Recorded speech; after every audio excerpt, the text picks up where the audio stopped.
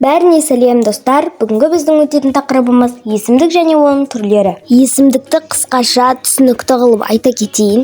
Есімдік дегеніміз зат есім, сын есім, сан есімнің орнына жүреді. Болды, түсінген шығарсыздар, осы ғана. Есімдік дегеніміз осы. Енді оның түрлеріне келсек, есімдік 7 түрге бөлінеді. Біріншісі жіктеу есімдігі. Жеке адамды немесе көпті білдіреді. Мысалы, мен, сен, сіз, ол, біз, сіздер, олар және тағы басқа. Екіншісі сілтеу есімдігі. Анау ой, мынау ой деп сілтейді ғой, сондай сілтеуді.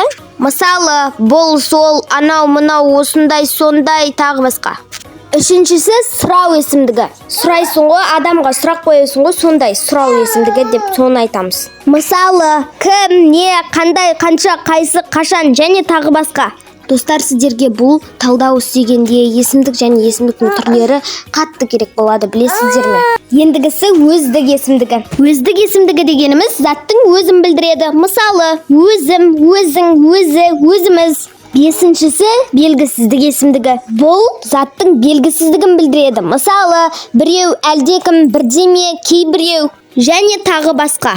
Алтыншысы болымсыздық есімдігі. Бұл заттың немесе іс-әрекеттің жоқтығын білдіреді. Мысалы, ешкім, ештеңе, ешбір және тағы басқа.